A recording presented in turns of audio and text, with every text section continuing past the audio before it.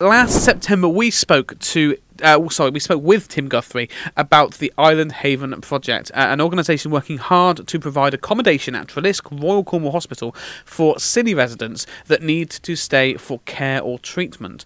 We're going to now find out what the charity has to update us on. Tim, thank you for joining us. Great to see you, and thank you for taking the time to join us today. Thank you both. It's nice to see you. Hello. Nice to see you too. So how are things going? Obviously, we've heard some good news. We'll get into that in a little bit. How are things with you in general? Oh, in general, the sun's out on Scilly. It's shining. We've got visitors arriving here already, so that's great news. It looks like it's going to be a good season.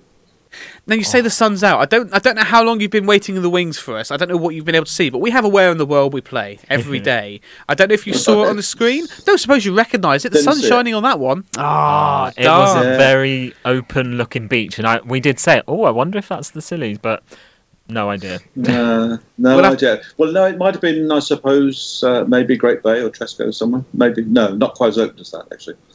We'll have to wait and see, because we do have Dave and Jane, obviously, from the Kerner Weather team. Jane being on the Isle of Scilly, so we'll ask her a bit later, see if we can find out. We will. So obviously, for those who missed our chat last time, can you tell us a little bit about the Island Haven, Tim? Yeah, the Island Haven is a charity that's been set up as a project to offer accommodation on the Treliske campus for not only islanders but for visitors to the islands as well, if they're flown away with any medical problems and need overnight accommodation. Very often, if you've fallen down and broken a leg or something here during your holiday, you'll be very well treated by the medics, and normally that means a flyaway to have some work done at Treliske Hospital at the orthopaedic unit there, and you will more than likely bring one of your nearest and dearest with you. Now that means that they will have the very great difficulty of trying to find overnight accommodation so that they can be near you in hospital. The Haven will offer that. It will also offer for islanders who are having to go for extended treatments like radiotherapy. Very often radiotherapy is a relatively short treatment in its own right, but it has to be done on a regular basis over a period of time. But when you live out here on Scilly, that means very expensive accommodation to stay on the mainland whilst you're there if you don't have any relatives there. So the Haven has been something that's been required by the islanders for a very long time, and we have to thank our retired GP Adrian Davis for setting the charity up. Brilliant. And so, like you said, it does sound like a really important facility, and obviously with everything that's going on in the world right now, the housing crisis in particular, in not just Cornwall, but it seems to be everywhere. There's the rise in Airbnbs. Have you noticed, Tim, that there is a need for this accommodation increase? Oh, absolutely, yeah. I've got loads of tales I could tell you of horror. Some of them, the hospital equally at Treliske, they're working very hard, but they're very under huge amounts of pressure there for bed space and what have you, particularly under their current situation where they're developing more of the hospital. And so the opportunity to being asked to leave a bed at 9 o'clock at night is quite common. It's certainly not uncommon for islanders. Well, you cannot go back to Scilly then. If you haven't got friends or relatives very close, you're completely snookered. You put that into sometime around about Easter, and I doubt very much if you'll find a vacant bed anywhere in that area of Cornwall. Wow. So quite a need then. Now, the good news is we're not the only people who have recognised how crucial the Island Haven will be. Last year it was announced you had the support from the Island of Scilly Steamship Group. Great news. How do support and donations like this help towards this project? Well, things like the steamship donation is absolutely vital to us because it continues for a period of time, so that everybody who is booking transport to come to and from the islands has the opportunity to drop, a few pounds into our coffers as well. So we're very thankful to the Steamship Company, also to the Co-op, who do a lot of local charitable donations as well. And we're currently on their list as well. So anybody who shops in the Co-op and as a Co-op member, please do look up the Island Haven project, because we do need, sadly, it's very crude, but we do need money to get this project off the ground. I mean, that's fair. You can't. At the end of the day, everything does need money at some degree level. We have to talk about it at some point. We do. Yes, it is a crude thing, but no, it is a crude thing, and I hate to say it, but you don't get anything built without the cash. Really, we've got huge numbers of support, so I do thank that, and we've got some other news about some very important patrons to the charity as well. You do. Well, it's funny you say that, because that's literally our next question. I believe you're about to welcome 3 new patrons, I believe. We've got Alison Stedman OBE, Jude Law, and Annika Rice. They've all given their support, which is, astonishing, big to say the names least. as well. Yeah. Big names. How did this come about? Yeah, well, I have to thank,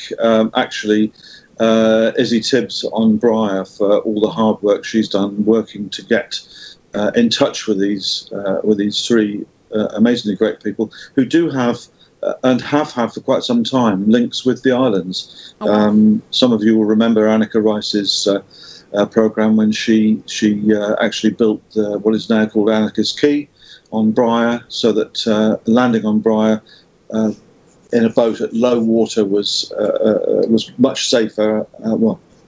Was made possible actually by her work there. So she's had close links for a long time.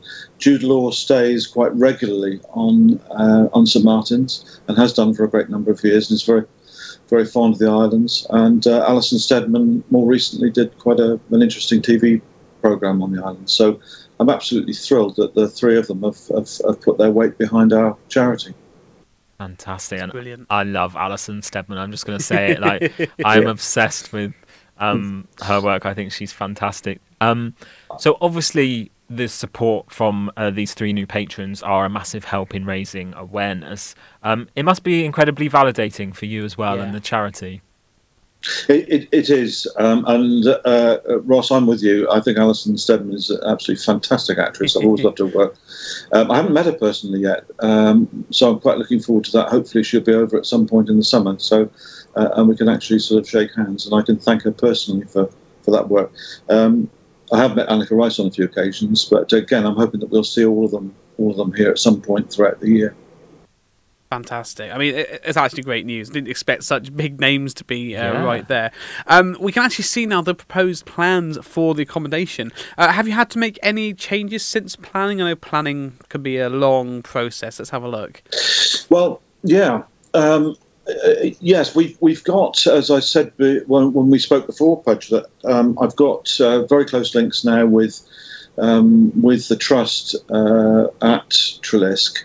And there may be some developments. I don't want to go into that in too much depth at the moment or two, because nothing has been confirmed yet. But there is going to be a requirement for further accommodation from the Treliske point of view for the Women's and Children's Hospital, which is equally, has a great need for parents with very sick children being able to be kept somewhere close to their children in the hospital. So there may be some development where the accommodation, in fact, is enlarged to encompass some help from that quarter as well. Brilliant. And as it currently stands then, with those plans, how many people can that accommodate up to? Yeah, we can accommodate up to 10 at the moment or 2. There's an emergency sort of room situation, so that if at 2 o'clock in the morning you are discharged from hospital with nowhere to go, there will be. We're hoping very much. Obviously, we'll work with the RCHT, probably security, so they will have the availability to let somebody into a comfortable space where, if it's a very last minute thing, they'll be able to get a hot cup of something and get their head down somewhere warm for the night.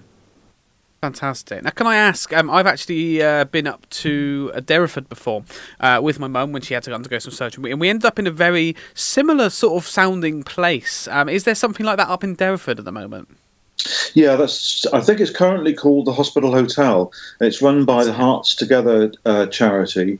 It's run for quite some time, and we have very close links with them. In fact, we're talking closely to them about the possibility of involving them and their assistants to run the Haven project as well. So it's a fantastic day, and currently we had a situation here on the islands only a matter of about 3 weeks ago, where a lady had to be taken away very quickly overnight, having had a brain aneurysm, and her partner is currently she was actually taken to Treliske and then taken onward to Derriford, to the specialist unit at Derriford, and her partner is able to come down from Wales to be with her and is staying in that facility at the moment. And I remember you saying about your mum, Podge, the last time we spoke. Yeah, I'm sorry to hear about that lady. Hopefully she's all right. It's a lovely facility, and every time we've talked, I've got sort of have flashbacks to it. It's a very well run facility. It's got lovely sort of communal area, getting your food, relaxing, as well as obviously the room as well. And I can see from the plan it's a very somewhat sort of similar plan as well, and it looks like it's going to be fantastic. Obviously it all sounds good so far. Has there been any bumps in the road, or has it been pretty smooth sailing so far? Well, I think the biggest bump in the road was trying to become a registered charity. It took forever to go through the hoops for that. I take my hat off to anybody who wants to set a charity up. It's exceedingly difficult, and I guess there have to be, obviously regulations and hoops to go through to do that. Otherwise, everybody would be doing it. But it was probably the hardest thing we had to do, and it took quite some time. It actually held the project up for a very long time. And interestingly, I've actually got something going on at the moment with the Inland Revenue, because, as you know, you can sign up to get a tax relief on donations. Mm. And the Revenue will pay us. They've been fantastic help to our treasurer. But the time that it took to... Initially, we were told by the Charities Commission that any funds raised whilst we were waiting to get the charity approved, you could claim retrospectively for the tax relief. Well, that actually didn't happen. So there's a significant amount of money still floating around that we could claim back from HMRC, and I can't get anybody at the Charities Commission to come back and answer my questions. Even they're very, very difficult to get hold of. So that's been our biggest problem, actually. Funnily enough, it always seems to be red tape that holds things back, doesn't it? Yeah. Well, it does, doesn't it? We're all in the midst of this horror of Ukraine, and it doesn't make you feel proud to be British to see people. There was a 90-year-old lady sitting outside the part of the British Embassy in Poland last night, waiting to be given a visa to come and stay with her son. And you think, come on, lads, get it all together. Get a move on, yeah. Pretty sort of, get a move on. Yeah. Yeah, and there's always, like you said, especially when you're building something from scratch, the planning and all the regulations and everything that's going on, there's always going to be those bumps in the road. And I wanted to ask you, obviously, I'm putting my disability blogger accessible hat on now. When I see plans for new builds, I know my mind always just goes to, how accessible and inclusive is it going to be? Because it's not just for people with disabilities as well. Like, a lot of elderly people will need accessible accommodation. So I guess what I'm asking, Tim, is I presume access plans are in place as well. Absolutely. That was one of the most important things for us when we started this, really, because we are talking about a facility where people may well have broken a leg or be in a wheelchair or have, on crutches or whatever. So accessibility to all of the rooms is vital, accessibility to all of the elements. And that's why from the start we've always spoken to Treliske and said it must be sort of a ground floor facility. There's no, we don't want to go and jump in on the third floor somewhere as part of another situation. So the accessibility is absolutely vital, and we think that at the moment there is just still some debate, but the piece of land we were originally offered by Treliske has pretty much level access all the way up into every part of the hospital. So, there's the odd set of stairs, but mostly you can get around that. That's really good to hear. Fantastic. That's what we like to hear. More of that, please. It is indeed. Tim, before you go today, could you tell us how people can support and donate or get in touch or find you on social media? What's all the things? This is your chance to really go ham. Well, I say they can obviously ring you and get my contact details from you, and I thank you both very much for your time and giving us this space. We're on Facebook. You can find us the Island Haven on Facebook, where you can donate from there, or and also our website. Just Google Island Haven, and it will take you straight through. Donations are very easy. Click on the button, and you can get through to us. We will have one of my trustees. I'll give her a quick mention, Pat Matthews, who's been absolutely fantastic all the way through this project. We're just putting together some contactless donation points that will be here on the islands for those people who are here as well. My office window will have one in there, and there'll probably be one down on the quay, so people can donate with a card just when you're passing. I think a minimum donation is about £3 or thereabouts at the moment. And so please support us. Anybody on the mainland who's listening to us, we're very, very we'd like to tie up with anybody over there who feels they've got something to offer or can help us out in any way. We've already had some fantastic donations from gig clubs and people involved on the gig side. So I thank everybody who's already given, but please continue. Well, thank you so much again for joining us, Tim, and it's lovely to see the positive work that's going ahead. You've had bumps in the road, like you said, but it all looks like it's so far going fairly to plan, I'd say. Correct me if I'm wrong? Yeah. No, you're absolutely right. It's going fairly to plan. And, I have to say that you will know more than I, but so many charities have been hit so badly by the pandemic. It's very difficult now. You can't go out and shake a tin because very few of us actually have any money in our pockets anymore. True. The whole giving sphere has changed completely due to this pandemic. So, I think we've been, and I have to thank all of my helpers here and fellow trustees for all the work they've done. And just lastly, do you have like an end goal target of you want to be set up and running by, without putting too much pressure on yourself? Yeah. When do you aim to be? Well, we've got a lot of things to talk about with Treliske, actually, and I've hopefully got a Teams meeting coming up in the next week or so, which will give us a better idea of an actual end date.